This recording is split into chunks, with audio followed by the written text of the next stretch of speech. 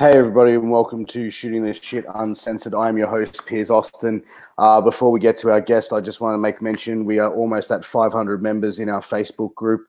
Once we hit that 500, we will be doing a free giveaway. To be in the running for that giveaway, all you need to do is be a member of the Facebook group and also subscribe to our YouTube channel. Guys, I am going to be bringing Angel in just a couple of seconds. The comments are open, so if you do have a question for the Kingpin Angel himself, post it in the comments and we'll definitely get through to those. But without further ado, let me introduce to everyone Angel. Angel, thanks for joining me, buddy. How you doing? Doing good, man. Thank you for having me on, man. It's a great honor to be on your show. Mate, it's definitely an honor to have you here. Before we get into this, I was just saying how crazy it is that I actually have an opportunity to speak to ECW original and leader of DeBaldi's Angel. I was a massive fan, back in the day. And, to be sitting here, I'm a little bit starstruck, I must say. But thank you so much for coming on. We appreciate it. And, yeah, I hope you have a great time as well. Oh, I'm going to have a great time. I always do. Excellent. So just looking into your career, you started training in pro wrestling when you were 17 years old with Johnny Rodz. That's correct. That's correct. At Gleason's Gym down in Brooklyn. Yeah. So how did you get introduced to Johnny Rodz and into the business? Well, it first originally started, there was a show in New York City called Good Day New York, and they did a segment in regards to pro wrestling. And that's where I really, because I wanted to be a pro wrestler, I was reaching out to the Stu Harts, all the wrestling schools throughout the world, because I didn't know Johnny there was a school in that area. So basically what it was is that when I saw it on TV, I'm like, oh my God, there's a wrestling school in New York City, in Brooklyn. So that just like set me on fire, and I took off and went to that school. Yeah, and when you first went in there, obviously that was during a time where kayfabe was still very much alive and well.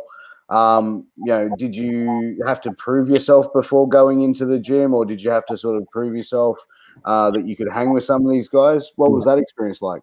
Well, to be honest with you, in my mind at the time, I was a young kid. I didn't really know too much about wrestling. I thought it was fake. So when I got in there, I was in the ring with Big Vito.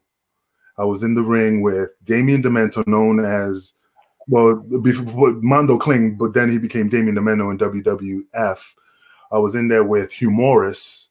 It was Sweet Williams at the time, and they just beat the living crap out of me because I didn't respect it. And it's an art, and I didn't respect the business, and I thought it was fake. Throwing fake punches, doing all this fake stuff, and they just beat the piss out of me, and I quit. I literally was like, maybe like a week I was there, and they just beat the brakes off me. And it just was like, just beat up. And Vito, I didn't get along with him after that. I just hated his guts. And then I just went home crying with my tail between my legs. And what was it that got you back into it from there? Like, it sounds like that was a pretty traumatic experience. No, the grin on my face, the reason I'm laughing is because the person who's going to watch it is Big Vito. And when he watches this, he's going to laugh because he knows why I got back in the business. What happened was, this is like 2, maybe 3 years later, I was watching WWF, and guess who pops on TV with the big boss man? Big Vito. And Big Boss Man, boom, pins him, gives him the sidewalk slam, pins him 1, 2, 3. And I'm like, holy, he can be beat. If he could be beat, I could beat him. Went back to school. And I got in the ring, and I promised myself I would not let him make me quit. And I stuck it out. He beat me up, and we didn't get along for a long time. I hated his guts, but we're good friends now. But he could tell you tons of stories about I just wanted death on him. But we became good friends. He taught me a lot of lessons that I cherish now that I didn't value then. Almost just, putting the respect of the business into you as well of what everyone goes through, to be a professional wrestler, so to speak. Oh, yeah. And obviously yourself now, who's been a veteran of the business for 20-something plus years. I'm sure there's obviously a lot of points that you've seen, like a lot of young disrespectful guys coming in. And that's what I mean. I was disrespectful. I didn't respect the business. I was just there play wrestling, and those guys, that was their livelihood. That's their career, and they were taking it serious. And when a kid comes in and not showing the respect that they deserve, then I deserve the beating. But I didn't see it then until I see it now. You know, as years later, you look at it from that point of view. Absolutely, you look at it like I was very disrespectful and I deserve what I got. Yeah. And so how long were you in training before you actually started wrestling? Well, Johnny was very strict, meaning he didn't really let you go out too much to wrestle. He kind of let you. It was on his kind of on his terms. When he thought you were ready, you did a lot of his shows, so he could guide you and watch you and make sure you were not doing anything to embarrass the Gleasons, the unpredictable school of wrestling, his name. So I was there for I say 3 years. I mean, Devon was there before he left the ECW. I mean, it was maybe 4 months before he left when I got back. So that was 3 years, but I was doing shows here and there, but there was just little shows, but a lot of them were with Johnny. And finally, when it started picking up steam, you know, Johnny just cut me loose. Yeah. And when, obviously before going to ECW, you did a fair bit of work in Mexico as well. You know, what was the experience like working down south of the border for you there? Well, since I speak Spanish and I am a Latin, it was fine. It was just gonna go into another country and, you know, speaking Spanish with people speak the same language. I mean, I had a great time. They were super crazy, you know, Tajiri, all those guys were down, you know, go down there. There was just tons of guys that were just really awesome. The only person I didn't get along with, I didn't like, was Psychosis. Yeah. Why was that? Was he just arrogant, or was it just because he was thought he was more established? I think because it was a pay-per-view that we did. It was me, Tony DeVito. I can't remember if it was a pay-per-view or a house show, but basically we were at the Hammerstein Ballroom, and he did a move that I wasn't able to commit to. And unfortunately, he went to DeVito, and it was like, who the fuck is this guy? You know, was he green and stuff? And when you green, motherfucker, you know, who the fuck are you? You know, you're in my house. You're in ECW. You're in my house. Yeah, you did the fights with Rey Mysterio and all that stuff during that time, but that was then. This is now, you know. But I didn't say nothing. I just kept my mouth shut, let it go, you know. But he just rubbed me the wrong way because I understand he earned his respect, but I earned my respect at that time as well. And for him to come out of his face that way, you know, instead of saying, "Hey, man, I'm so, you know, you took this wrong," and I would apologize, but him to talk to DeVito that way, to say, "Who the fuck is this guy? You know, is he green? Man, fuck you," you know.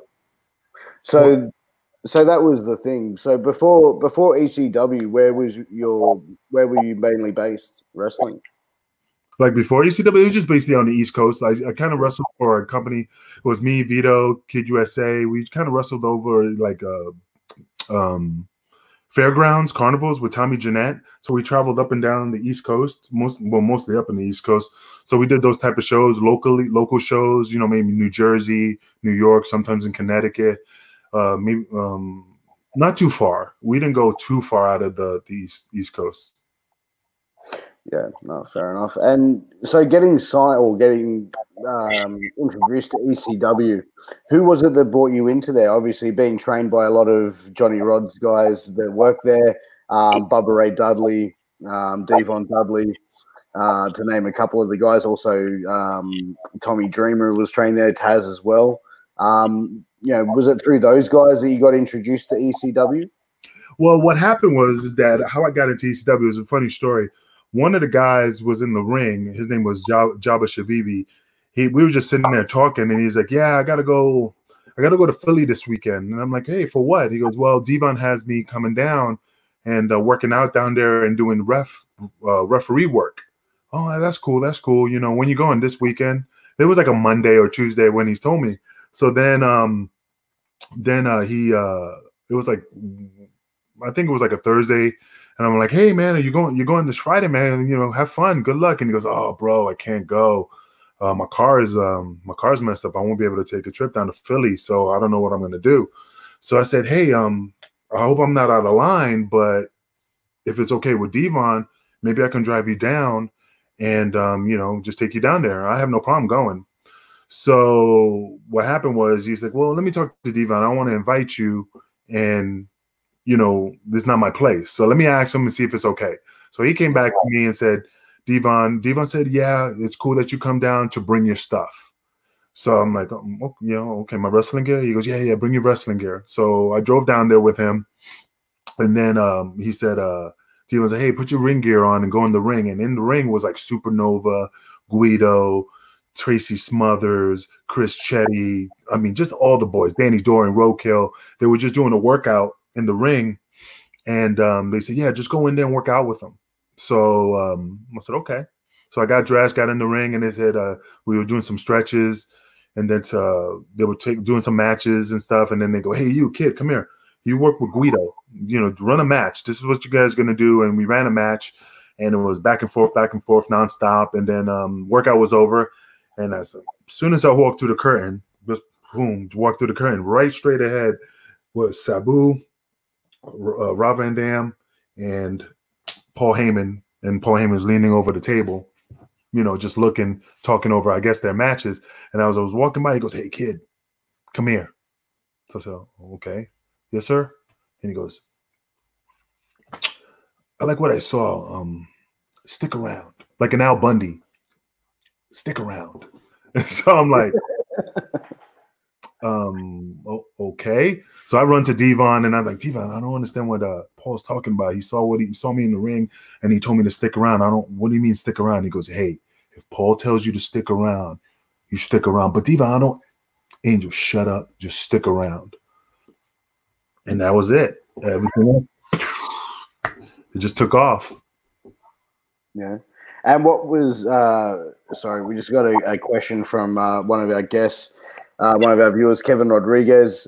He's a very good friend of mine and very good friend of the show. He's also a police officer, and that was what I was going to get to a bit later on in the interview. But Kevin says, from one officer to another, do you prefer 9-line or grunt style? Grunt style, baby. Grunt style. That's all I'm rocking. That's all I have. But I will wear their shirt. It's just I got tons of grunt style. Oh, that's awesome. But so, all right, you go there, you have your tryout, and Paul Heyman tells you to stick around. So where was it from there, like, that you guys, got started? Were you just doing a couple of matches? Were you in there sort of doing jobs, or were you sort of going in there, they build you up straight away as the Kingpin Angel? No, I remember Tommy said, he goes, he tells me that, God, I got to remember. He basically said, Angel, for all the road trips, for all the things you've done, right now is when you pay your dues. I'm like, what? All those road trips, all those shows, all those not getting paid, driving up to Maine, driving back on bullshit money? No. You pay your dues. It starts today. God, fuck. Bullshit. So I grinned it. But basically, I was just doing jobs. Me, DeVito. I remember DeVito showing up. C.W. Anderson, my favorite guy. I remember when he walked in. I love that guy to death. I love everybody from the company. But yeah, it was jobs. I was the Spanish Angel. I wrestled Tommy Rogers. I did a run out and I got popped in the mouth by Jack Victory. He really like, pow!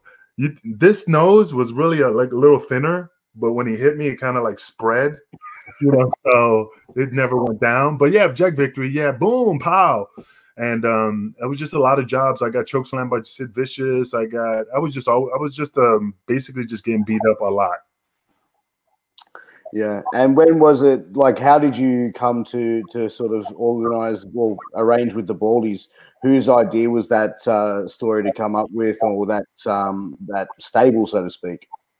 Well, it happened in Michigan, if I recall. DeVito will probably correct me, but I think it was Michigan. Me and DeVito were in the locker room because originally DeVito's gimmick at the time was supposed to be you ever saw the movie American History X? Yes. Yeah. He was gonna play that type of character. That was DeVito's character. He was shaved head. He was wearing the Doc Marten boots. They wanted him to do that gimmick. My gimmick at the time was with the Spanish Angel, but at one time they were gonna bring in ICP, and I was gonna be their bodyguard. So I was gonna probably have the face paint and be the bodyguard for the Insane Clown Posse, but that fell through. So when we were in Michigan, him and Paul Heyman and Tommy Dreamer came up to me and DeVito. and put us together, and Vito and Rod Price, and said, hey, I got a great idea. We're going to start a new faction, and we're going to call it the Baldies. It's a gang that was based out of, the Bronx, Fordham Road, the Bronx, and we're going to make you a stable. You guys, bald heads, we're going to try it out tonight. And I mean, there is a video on YouTube where we first appeared together as the Baldies. And I think it was that night. And then we were like, oh, yeah, no problem. But then Tommy was like, just want to let you know, you and DeVito are the main guys. Everybody else is interchangeable, but you and DeVito are the main center of the group. Okay, works for me. As long as I got a job, boss, out of whatever you want. So basically, that's how the Baldies started. They just came up to us, but it took a while. I mean, like I said, we were tearing down the rings, we were bleeding to death, and we were wrestling matches.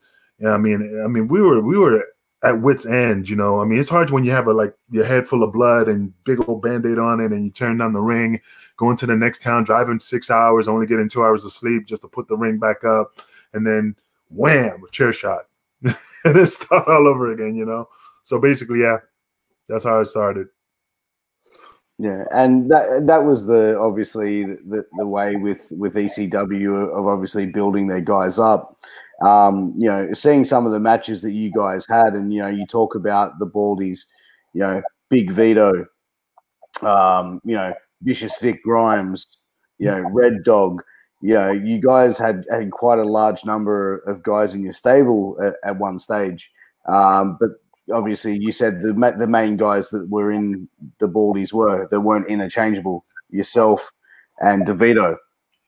Yeah, I mean, that's what they told us. And it's just funny because, like I said, bringing up I want to bring up CW. If you ever saw videos of ECW, I used to wear this red shirt with a kingpin. That's how the kingpin came up, because I was wearing a t-shirt from a company called Kingpin. And, so I wanted to bring that up because the part on the show when you said, hey, CW, you ever got hurt? And he's like, yeah, no, not really. It's not intentional. But there was a match that we were in, it was a battle royal, and New Jack came in, and bam, just started hitting. He hit CW with a pinball machine. I mean, he stuck his hand up and he put a hole in his hand. Oh. So when he never mentioned it, I'm like, hey, what about the time? Because when I say, hey, what's wrong? He looked at his hand. He goes, oh, look. I put my hand up and made a big hole, and it was a big old gash in his hand. And I'm just like, ooh, that sucks. So, but yeah, everybody was interchangeable. Vic Grimes, I mean, there's some stories there. Vito, he went to WCW to do the Mama Lukes and stuff. So, I mean, he didn't have to leave. He just had that opportunity when he had he was good friends with Vince Russo, and he couldn't pass up that opportunity. And we were like, God. But him and DeVito didn't get along. I was always like, They were both arguing. I'm always sitting there like, just being the one in the middle.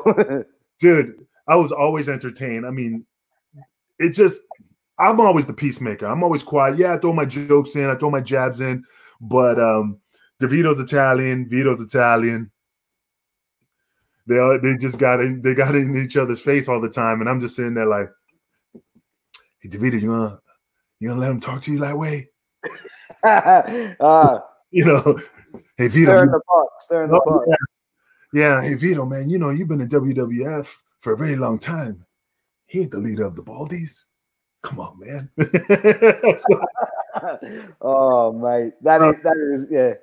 That's what you call really stirring the shit, mate. I like it. It was out of love, man. It's just because DeVito gets hot and it's entertaining. Like when he gets mad, he starts sweating and stuff, and it's just like I never see anybody's eyes bulge out of their heads. But it's just I just like seeing him like I don't know why I like seeing him like that. It just entertains me when he loses his temper. Yeah, I think we've all got one of those friends that are just like really entertaining whenever they get really, really mad, and it's like other people just sit back and like, it's one of those things. I've got a couple of friends like that. I can understand where you're coming from.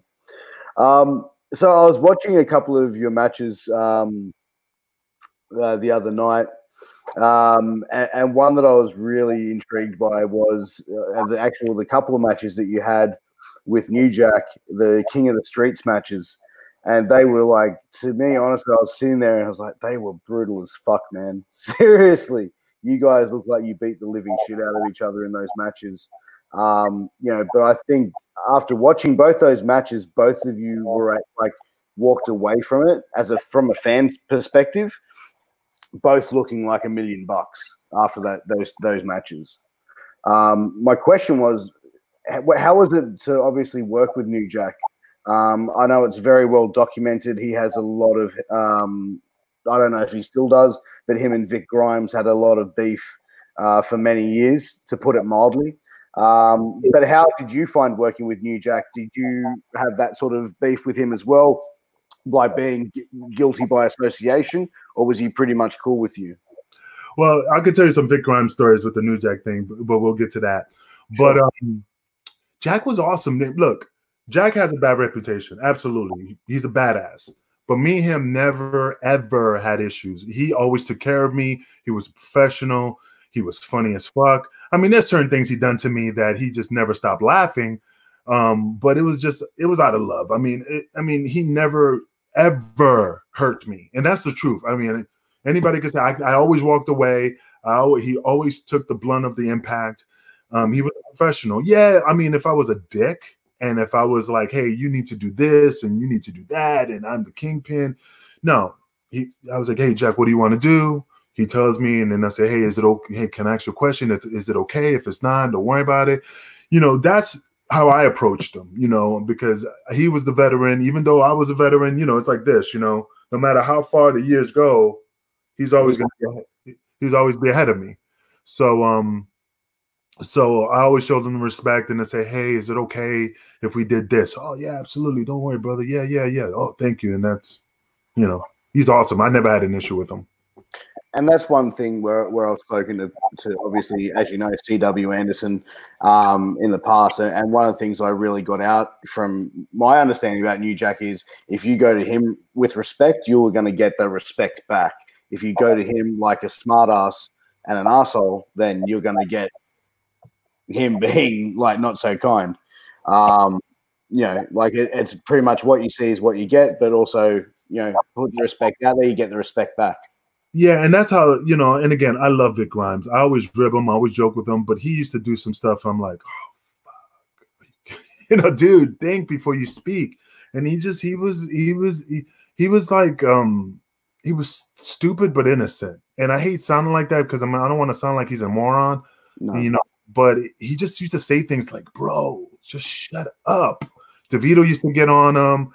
I used to just crack jokes on him and all that stuff, but because I was always the comedian, I just never cared.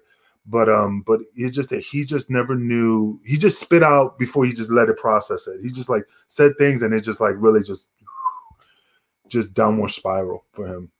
Would you be able to tell us like what things he would be saying that would sort of be something that would really ignite a situation like that? Well, yeah, perfect. Yeah, perfect example. Perfect example. It was one of the pay-per-view in Connecticut off the scaffold match, and originally it was supposed to be me to fall off the scaffold, and you see how high that was. So the original version was that we were supposed to get a piece of plywood put on that because it was an open space. There was no way to have a footing. And I was a little, I'm not going to lie, I get it. I'm scared of heights that it doesn't have stability. Yeah, I could stand on something that had a ledge or something, but if it's like rails, I'm like, oh shit. I freak out. So when they couldn't get the plywood, they were like, hey man, we can't get the plywood. And I'm like, I'm not doing it. I'm not going to fall. I can't go up there without any, protection. So right behind me, I'll do it. Oh, here comes Vic Grimes, Hey, Vic, you want to do it? God bless you, bro. Do it. So then Jack goes, okay, this is the deal. This is what's going to happen. I'm going to come in. I'm going to do this. I'm going to do that. At the end of the whole thing, we're all supposed to be carried out. Everybody's supposed to be carried out. The Baldies, New Jack, everybody's laid out. So we did what we were told. not Vic Grimes. All of a sudden, if you look at the pay-per-view, he's like pounding his head, doing all this. And when, I'm looking up like, oh, Jesus Christ, are you shitting me? I'm like, all right, whatever. So Jack got hurt. So what happened? He just started opening his mouth again that it was Jack's fault, that, he didn't want to go scaffold. It was just a big old drama. And I know Jack. Jack is fearless. So I'm like, dude, shut the fuck up. Because once it's going to get back to him, it's just going to, it's going to happen. Let it go. So then we're in Buffalo, New York, and I'm sitting in the locker room, and there's a big old locker between us. So I'm sitting down in front of it. Vic Grimes is right behind me on the other side of the locker. Now, Jack was out of commission for a very long time, and that was the night of his return. So he comes right behind, and I go, hey, Jack, and he just don't even acknowledge me and just walks behind me. I'm like, all right, so I'm tying my boots, and all I hear is just like this big crack, and the locker just pushes me forward. It was a big slap, and I'm like, what the fuck? And I hear, man, Jack, what you have to hit me for? And I turn the corner, and then they're face to face. And it's Vic Grimes and New Jack, and Jack's like, I'm gonna fucking kill you. I'm gonna, and I'm just like, time DeVito, I guess that interchangeable Baldy is gonna be coming real soon. So then we're in the hallway, and Jack got this guitar, and he's putting a bowling pin, he's putting a ball peen hammer, he's just putting metal in there, and he's putting tape around it. He's like, I'm gonna fucking kill that motherfucker. I'm gonna hit him with this guitar. So what happened was Paul found out, and he said that he goes, Angel, this is what's gonna happen. When New Jack hits the ring, Vic Grimes is gonna take off. He's not gonna stay in the ring, he's gonna leave. So you're gonna take the guitar shot. So I go to Jack. Vic Grimes is leaving the ring once your music hits. What the fuck? Nah, fuck that. Fuck that. So he goes back to Paul, and they're just arguing. He's like, nah, fuck him. And he goes, no, Jack, he's going to leave the ring. And, they just left it at that. So Jack comes back to me, and he's just cursing. He's like, man, that motherfucker, that son of a bitch, I'm going to whip his ass. And I said, Jack, yeah, that's all good. Yeah, man, I'm gonna choke that motherfucker. He made me fuck up my. Yeah, but Jack, I have a question. Yeah, fuck that motherfucker. I'm going to break his legs. Jack, what? Can you take out that bowling pin and that hammer and that stuff that's in tape off the guitar? Just because I'm taking the guitar. No, man, I got you, man. I got you. Don't worry about it. I'll take care of it. That motherfucker. And that was the gist. If you saw the scaffold match in XPW. Yeah, I did. That was it. That's the outcome, the receipt for what he did to Jack in that pay-per-view, because Vic Grimes was avoiding him through the years, and that was the repercussion from that pay-per-view. That's the story that led to that. Yeah, look, I remember seeing that XPW show, and most of the people who watch my show understand that I'm a big fan of all indie wrestling as well. And I was a tape trader back in the day, or tape buyer back in the day. And I remember watching that match where Jack threw him off the top of that scaffold through those tables, and I literally thought that Vic was dead. I thought, oh shit, I've just seen a guy get killed in the ring. Well, technically, he kind of missed the tables. He hit the edges. He hit the. Yeah, and he hit the rope and bounced back in. His legs hit the ropes, and even those ropes they're not figured. They were cable. So regardless if they saved your ass, it's still painful. Yeah, no, it just that thought. And if anyone hasn't seen it, and you're gonna go watch it very cautiously. It sounds like that. Obviously Vic Grimes was just one of those guys that, as you said, didn't know when to shut his mouth and just obviously keep it back in a little bit, and that obviously got to New Jack. Yeah, like I say, he's a lovable guy. He's a great guy. He's like Sloth from the Goonies. He's the guy like Herman Munster, or the guy from Blazing Saddle, Mongo, no bad. He's but it's just that things that he did. It's just he just couldn't let it. He just didn't shut up, and that's the problem. Yeah.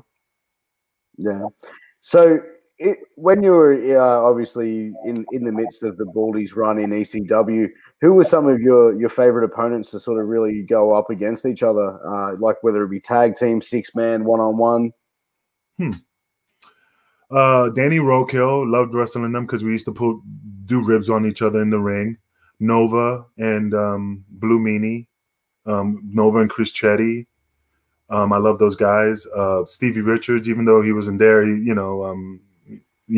comes in my head. So of course I didn't wrestle him. It's just he popped in my head. That's a great guy. But it just all of them, man. I mean, there was CW, like I said, CW. I mean, I never wrestled CW. We never crossed paths. I think he was afraid. He's a friend of the show, just like you. So maybe we can bring you both on one stage. But no, man, no. I would love to have worked him. I would love to have worked him with the Dangerous Alliance, but we just never crossed paths. The Baldies never had a chance to face each other. Only in the Battle Royal when we messed around. But Danny Jordan, Roadkill, Nova, Rob Van Dam. He was okay, but it's just he was stiff. It was like I said, everybody in the locker room was great. New Jack, I mean, yeah, he stabbed me in the ass with a barbecue fork, and he stuck hot sauce in my nose by accident. I hope that was in a match and not like in a hotel room at a party or something.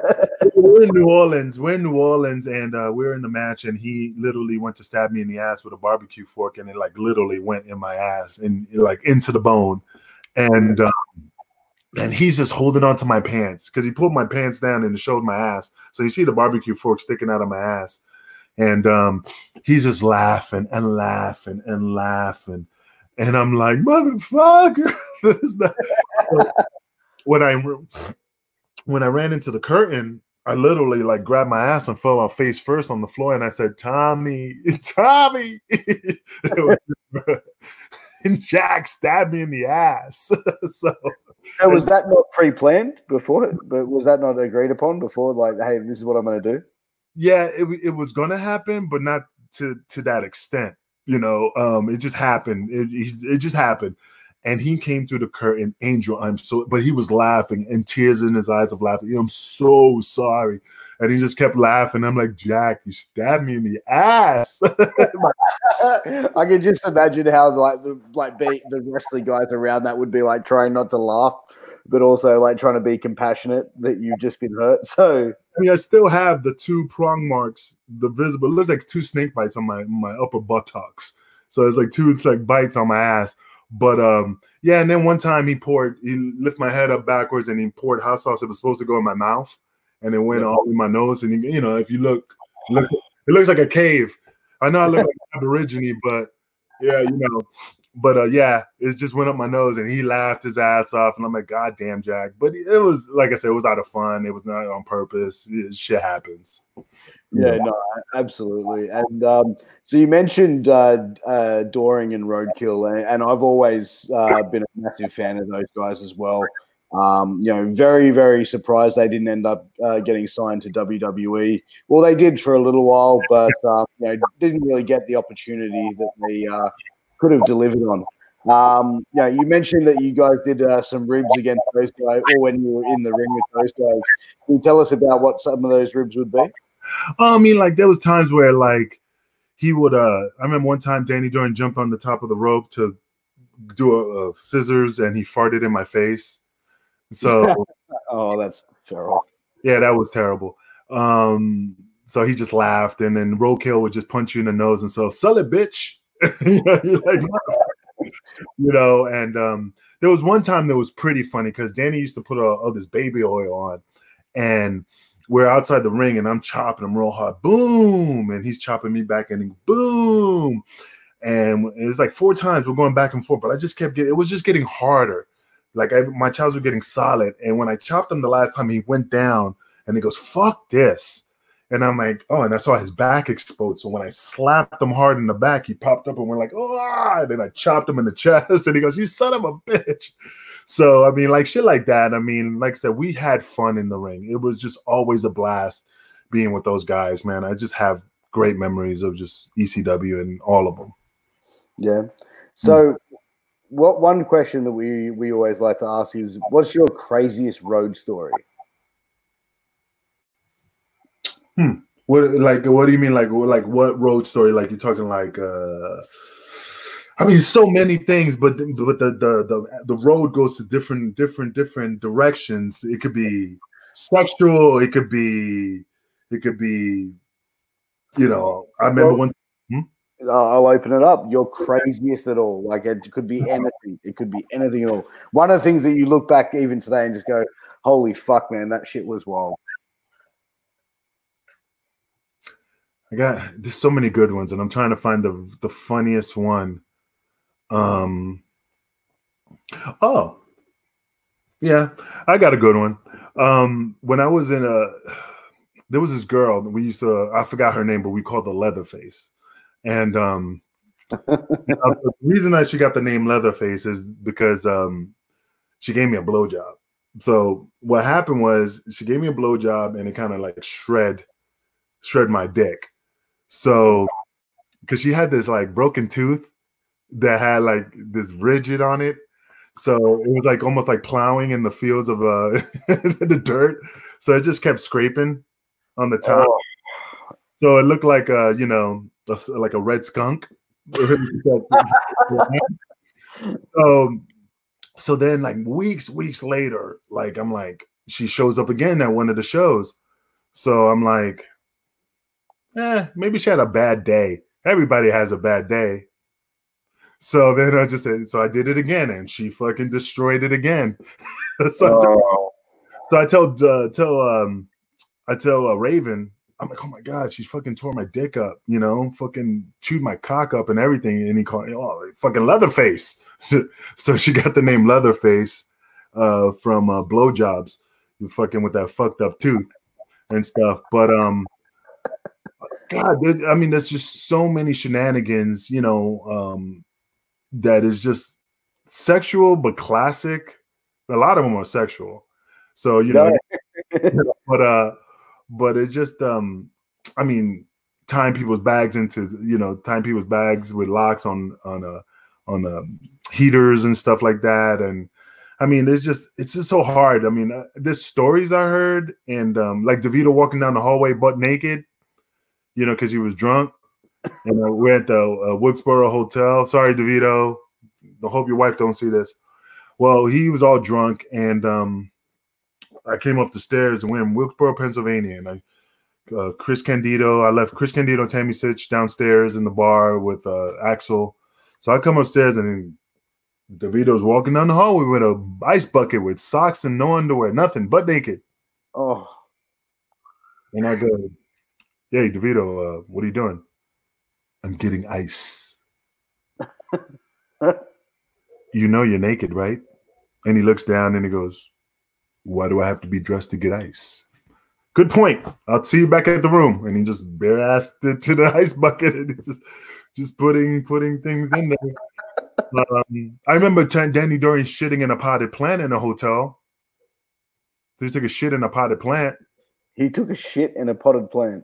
Yeah, in a hotel. I remember that one. Couldn't make it to the bathroom? No, Danny was just entertaining. Danny just does things to pop the boys. And he just did it just to pop the boys, you know. That is fucking crazy. I mean, yeah, just tons and tons. I mean, there's a lot of stuff that I'm like, should I say it? Should I not say it? You know, everybody got wives and kids, and, you know, but there was, you know, Danny and us, we just had good times of jokes and pranks. And, you know, there was one time, good story. One time, one of the guys, Tom Marquez, the box cutter, my friend, he was like, hey, my friend, can I have the room? Because we were sharing a room together. And I said, for what? He goes, I got this girl. She's a very good girl, beautiful girl, excellent. He had the Spanish accent. So I said, okay, we're going to go to the liquor store.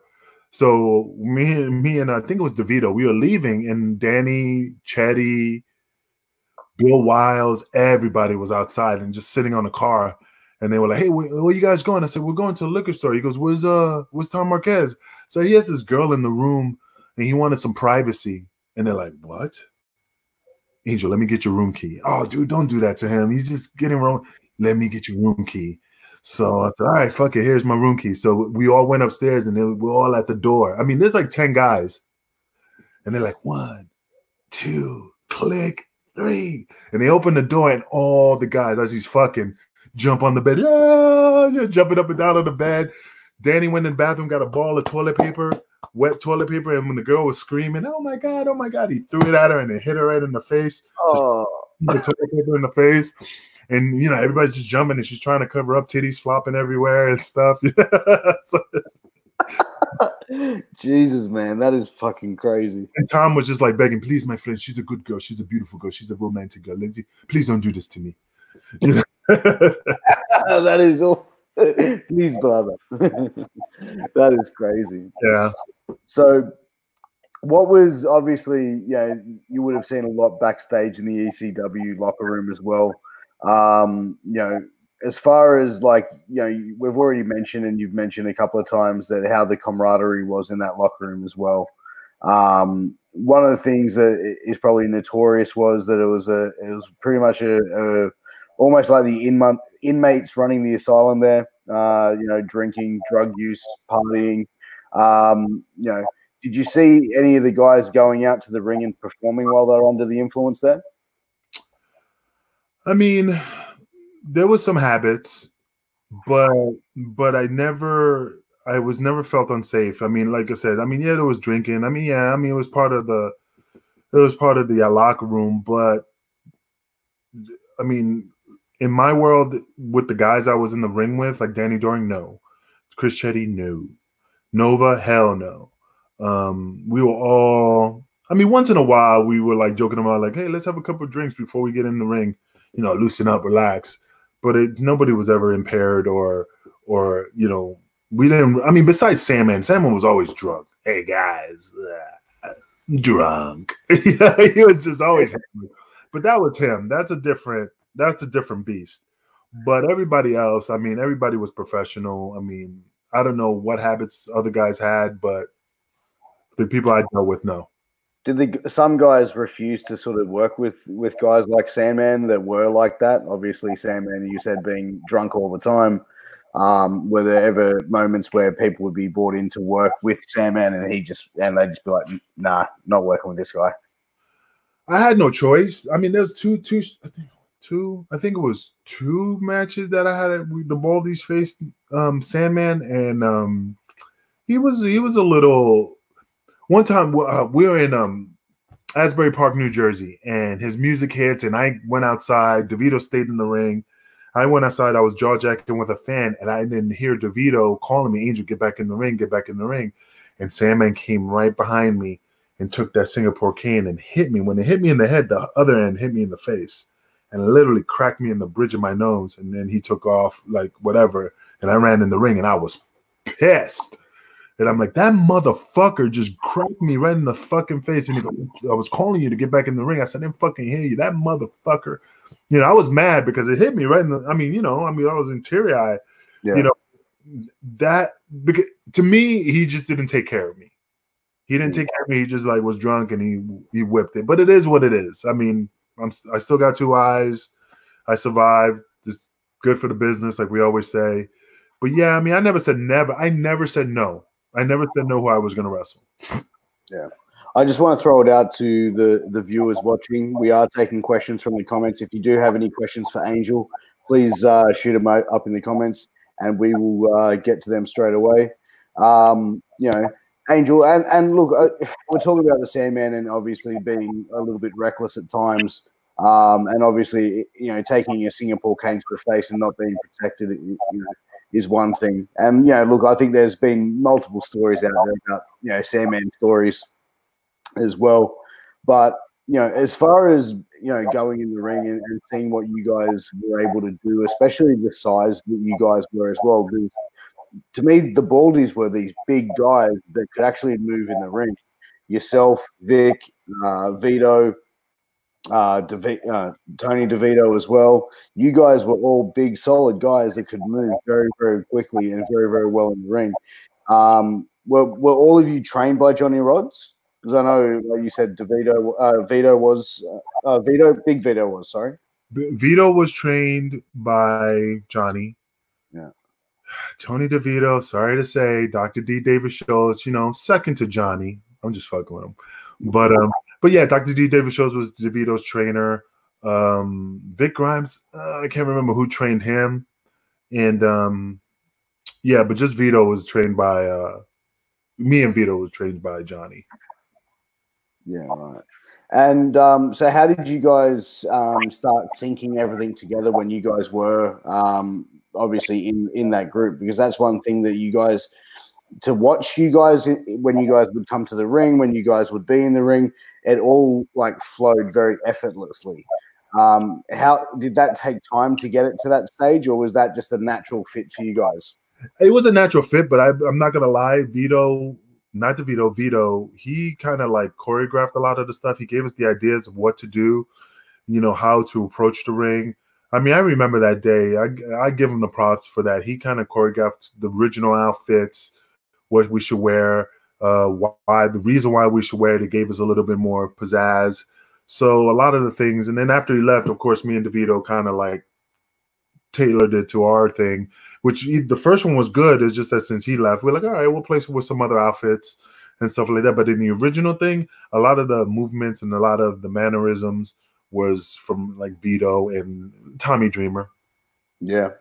And Tommy Dreamer is obviously, he's been obviously a long mainstay in ECW and very, very smart when it comes to professional wrestling. Yeah. Do you think he was a big help in making the Baldy successful? Oh, Tommy, the words that come out of my mouth cannot describe the respect and admiration I have for Tommy. I'm not kissing his ass. It's just he was always about ECW and taking care of the boys. The boys came first. He was always helpful. He was always willing to reach out. He was always honest. He would tell you if if I could do it for you, he would. He would never sugarcoat anything. I mean, I have the utmost respect for Tommy. Like I said, it's just my words cannot describe, the level of respect I have for him. No, that's great. And 2001, ECW closed its doors. Hold on. Hold that thought a second. Let me grab my tissue so I can wipe my tears on this one. Sorry. I'm sorry. So ECW closed its doors in 2001. Was there any opportunity for you to go to WWE? Was there any talk with them at all? Yeah, I mean, when the ECW brand was going to come, well, this is the story I heard at the time. When ECW folded, and I'm trying to remember exactly, but I think it was from Tommy, and again, it's just a memory. But I remember that the original idea was when WCW folded, Vince was going to buy WCW. When he bought out WCW, and remember when Shane owned WCW and he was doing that war type of thing? Well, the story was that ECW was going to take over that brand. Like they were going to do some type of invasion angle where they took over WCW, and that became the new ECW, and then like an NWO takeover. But that never panned out. And then after that never panned out, then the new ECW, like NXT and all that stuff started. And I mean, I spoke to Tommy, and I was on the list, and DeVito was on the list for that brand, but it just never panned out. And it was not, the money wasn't right. I mean, after what I found out how much they were paying and what we had to put into, basically you'd be putting in more than what you'd be getting out of it. And if you were going to go in there just to say, whoa, cool, I was a WWE, WWF, or, that's what everybody wants to go. But when you look at it from a bigger, like, financial standpoint, it was not beneficial. And I'm not saying I turned them down. It was never offered. But when I found that out, I'm like, I'm not interested. CW went, Danny Doring went, and they even told me, like, it's bullshit. It's not worth it. They were miserable. All the people were miserable, yeah. Well, I remember they had Roadkill in, I think, developmental for a while. And they gave him like a few matches, like I think on Heat and a couple of like the feeder shows. And I was excited to see what they were going to do with Roadkill, because I think they repackaged him, or they were looking to repackage him. Yeah, they repackaged him. I remember he was wearing tights, like just trunks, and these mutton chops that went like that. He had his hair slicked back. I think he had like a a Scully cap on. Yeah, and what I saw, he was doing great. He was doing great. I just don't know why they never pulled the trigger on him to go any further. I think he hurt his back and he had surgery on his back, but I don't know if that was from any injury that he sustained in the ring. Again, I could be wrong. I just remember I heard he had surgery, so that he didn't. I don't know. He didn't flourish, but he was doing great when I saw him. Yeah, no, he definitely was, and I was excited to see what they were going to do with him.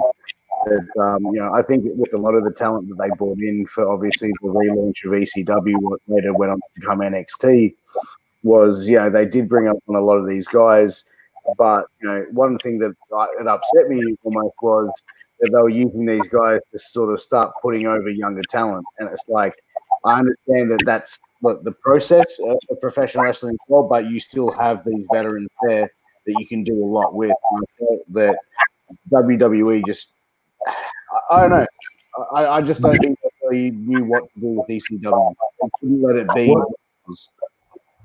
What came back to me, and this is what I heard, is that Vince was burying the ECW brand, that he was using the talent to get over the new guys like Mike Knox and CM Punk. At the time, and I forgot the other guys, but they were kind of like using the old talent to put over the new talent, but in a very disrespectful way, kind of sort of like, man, Sabu and all those guys earn their respect, and I'm not saying not to put over those guys, but he just wanted, the way I heard is he just wanted to bury the ECW name. And he couldn't do that because to this day fans still chant that ECW, so.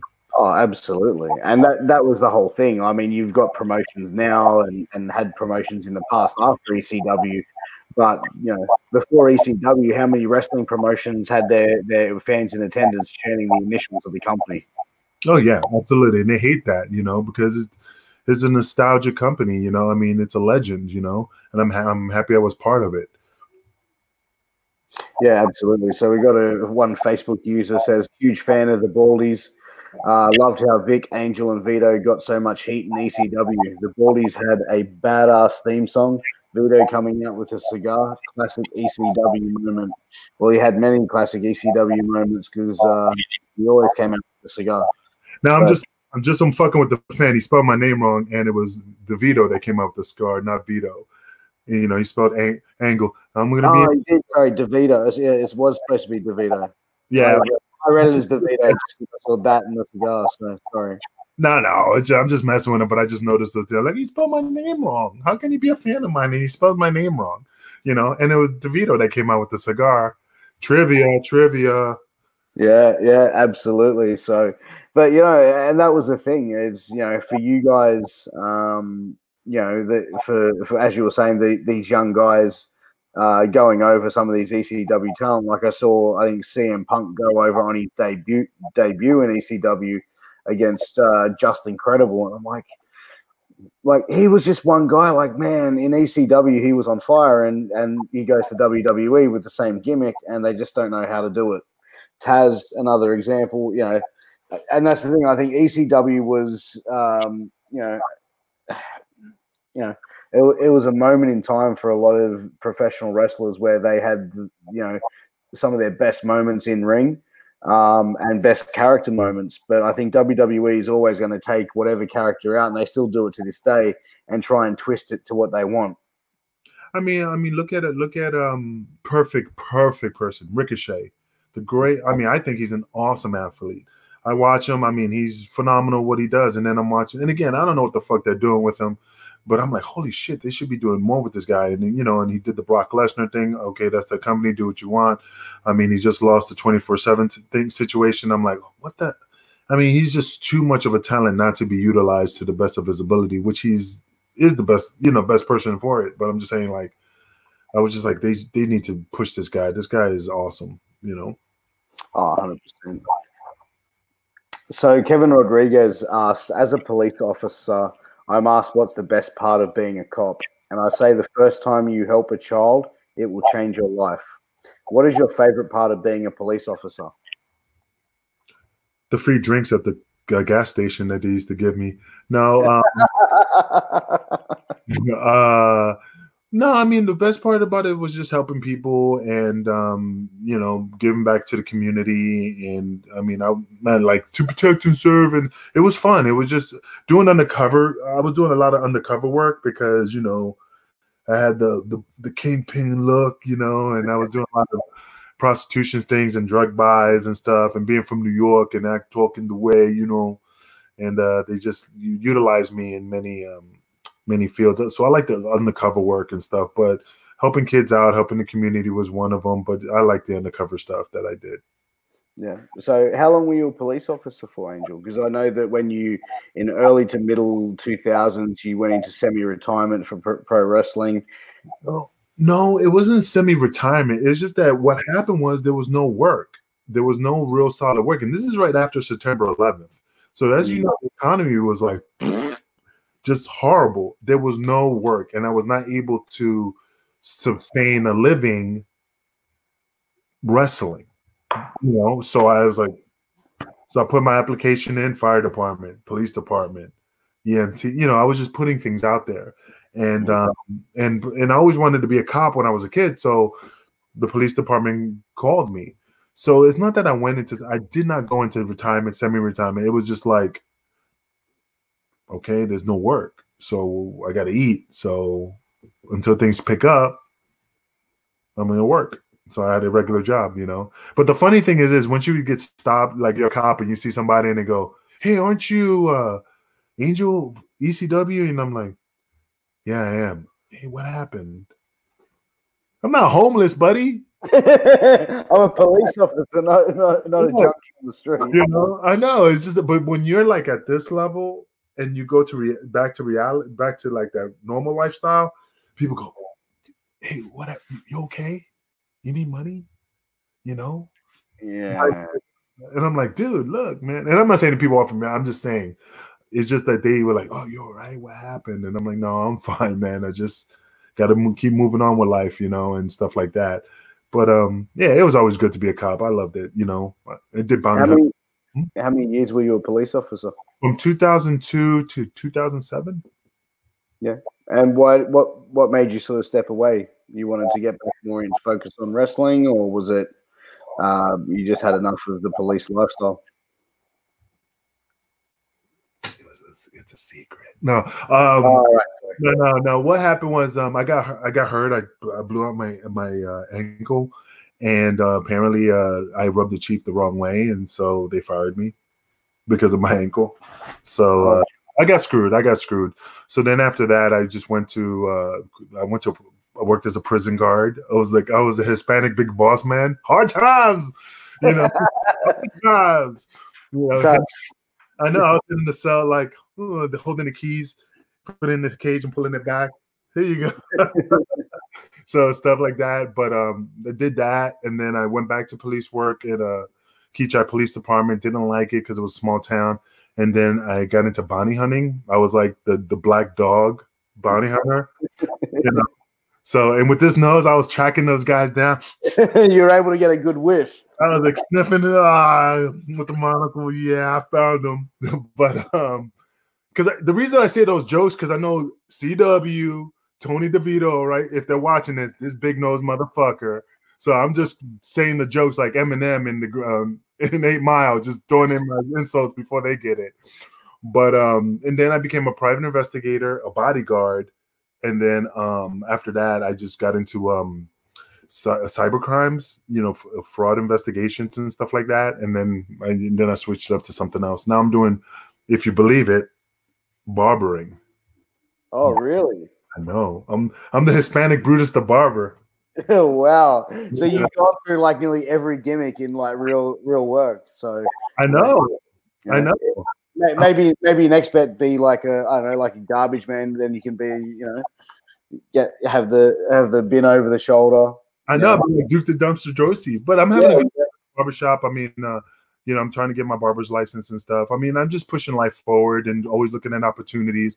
And you know, it's Augusta Barbershop. If anybody wants to show up, you know, come over, you know, hang out with the Kingpin, get a cut. But you know, Tony, you know, who's the owner of the shop. He's just been very helpful in helping me out to fulfill part of one of those dreams, you know. Yeah, no, that's amazing. And yeah, look, as we just sort of start winding it up here, Angel, where can people find you? You can find me on Facebook. You can find me on Twitter, ECW Baldy Angel. You can Angel L Medina Jr. on Facebook. You could find me on A.Medina 262 on Instagram. I even got a TikTok account. Oh, really? I've just got started on that. I got started. I will duet some shit with each other, bro. Yeah, man. Yeah. So I mean, I'm everywhere, and Kingpin's not that hard to be found. I'm still available for bookings and stuff like that. It's just right now I'm just like, hey, would you do my show? How much? How far? And then sometimes it's not worth it. But I would love to come to Australia. Yeah, man. Well, hey, look, if maybe I can make you a couple of recommendations to some promoters. Say if any promoters are watching this, you want to bring Angel out. Oh yeah, man. I love Australia. I mean, even though, it's just funny. You're like when, I have a couple of Australian friends and they're like, dude, I love your accent. I'm like, what accent? I don't hear no accent, and I always joke with them. I'm like, dude, with your Australian accent, you could say the most stupidest thing and you're sounding the most intelligent person in the room because the accent just gives it that class, that pizzazz. Well, mate, I've got a 3-year-old son, and some of the things that he comes out of his mouth don't really sound that classy or pizzazzy. But I think we try our best. But the more I talk, I think I sound like more of a bogan than anything else. So, but look, Angel, just wanted to say, you got Crocodile Dundee, you got the Dingo Ate My Baby. You got those classic. Another shrimp on the Barbie. I love those things, man. But anyway, what you were saying, I'm sorry, I didn't mean to cut you off. No, not at all, not at all. I just was just going to say, Angel, it's been an absolute pleasure for having you on. We've just done an hour. I feel like I could do another 2 sitting here talking with you. Come back on if you ever wanted me. Absolutely. I'd love to get UNCW on at the same time. I reckon that would be a real hilarious one. And I can definitely make that happen if you're interested. So, well, CW doesn't want another part of this, man. He's been avoiding me. Hey, you know what? If you bring us down to Australia, let him put his strap up on the line. I still got it. Oh, the challenge has been thrown out. CW, I'll have to make tag. I will tag him on Twitter on this as well. So I'm sure he'll be interested to see it. I know, but hey, to be honest with you, his interview was the best. I mean, he's a great guy, and I'm happy you had him on the show. I have nothing but love for the guy, and even though his head is big, he was talking about it. You know what you should do? Ask him about when they try to put the football helmet when we were in Canada, and it was his birthday, and they tried to put the football helmet, and it was like, let him tell you that story. Sorry, CW, I just had to bring that up. I'll tell you that story. But he's a good dude, and I love him to death, man. He's a great guy. No, he definitely is, and so are you. And like I said, thank you so much for coming on. We'll 100% get you back on again in the future, Angel, if you're down, as I'm sure you will be. And hey, you gotta. I feel kind of hurt. What happened to the Australian lingo thing that you gave ECW? Yeah, all right. You want to do it? You want to do it? I was just. All right, we can do it. All right. So, have you been studying up on Australian lingo? No. All right, perfect. Okay, so just going to go grab a pie at the servo. Where am I going to grab a pie from? A bar? No. A servo is known as a service station, which you would call like a gas station. Oh, man. Okay. You got to put the X on the thing. Okay. I'll bet you a pineapple that I'm right. What am I betting? I bet you a pineapple. Money? Yep. But what am I betting? What amount? I say a 10 spot. It's actually a 50. So our $50 note is a yellow color, and we call it a pineapple. Okay. So here's another one. Oh, mate, I'm rooted. You're tired? Yes, that's correct. Okay. I'm going to go get on the piss tonight. Fuck. I'm going to get on the piss tonight? I'm going to get on the... Shit, I don't know. Go to bed? I'm going to drink alcohol. So I'm going to go get pissed. I'm going to go get drunk. I'm going to get on the piss. So in Australia, we might go, hey, mate, you want to come over to my house and drink some piss? That's what we would say. So and then here it's like, hey, you want to come to my house and get faded? Yeah, exactly. So, but, you know, Australia is like an interesting place. Like we would turn around and we would say things like, you know, we're the only place in the world which would call our mates cunts and cunts mate. You know what I mean? So when I see like a good friend of mine, it's like, what's up, you effing sick C? You know what I mean? And give like a hug. But then if I see someone who I'm not cool with or someone says something I don't like, I'd be like, hey, mate, listen. All right, mate. Said, you know. So that's why like Australia's a little bit ass backwards at times. So right on. Okay. All right. I like that.